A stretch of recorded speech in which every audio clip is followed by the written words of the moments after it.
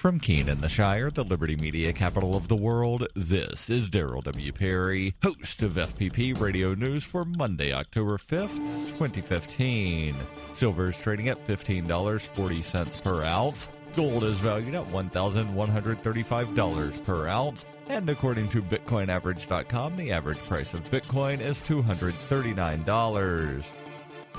Antiwar.com reports while the White House is making it clear they are opposed to Russian airstrikes against the Islamic State, those strikes are being met with growing statements of support from top U.S. allies in the war. On Friday, the Syrian Kurdish faction of the YPG endorsed Russia, unsurprising as they are often allies of the Assad government in fighting the Islamic State. On Saturday, the Iraqi Kurds echoed that support. A new statement from President Masoud Barzani of Iraq's Kurdistan regional government says that he welcomes the assistance of any country, including Russia, in the battle against the Islamic State, and hopes Russia will support the Peshmerga forces in their fights against the Islamic State. Barzani's statement also included a call for the U.S. to coordinate with Russia on their fight against the Islamic State, something U.S. officials have repeatedly ruled out, saying they believe the war against the Islamic State would be much more effective if everyone was working together. Russia offered coordination with the U.S. ahead of their strikes and urged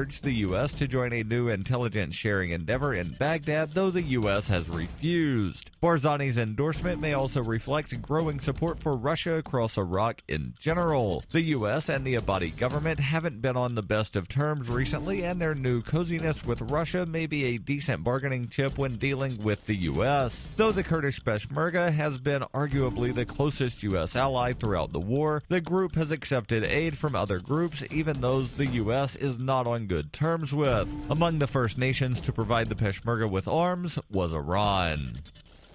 Are you an advocate for free market money? Do you promote Bitcoin as an alternative in a fiat-centric world? Then you need Spend a Bit in your arsenal, the search engine for things you can buy with Bitcoin. Spend a Bit aggregates millions of products from thousands of Bitcoin-enabled merchants. Keep your money in the free economy. Visit spendabit.co today. Bitcoin merchants, ask about our merchant suite to reach even more customers. Spendabit.co.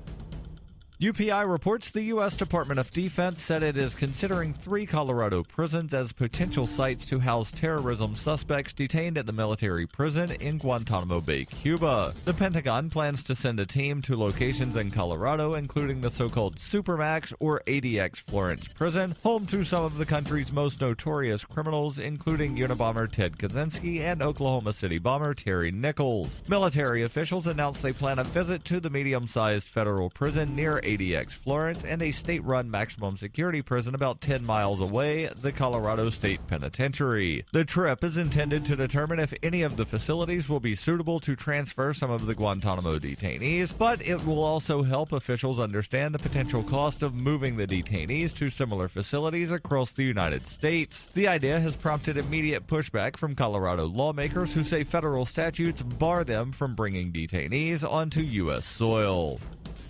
For over 35 years, Robertson Roberts has been a trusted source for buying and selling your investment-grade precious metals. They also take Bitcoin for precious metal purchases and permanently removed the minimum purchase order for all orders paid in the digital currency. Call Robertson Roberts today for knowledgeable advice on investing and a forward-thinking approach to new technologies. 850-478-5270 or online at rrbi.co.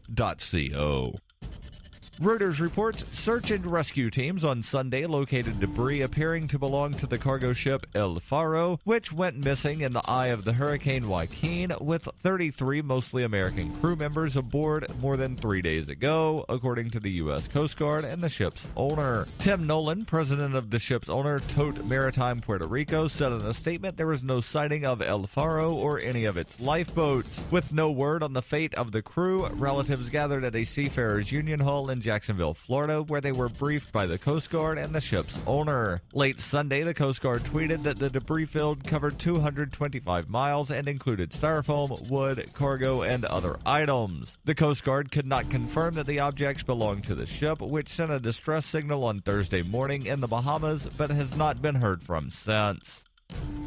This has been FPP Radio News, online at fppradio.com.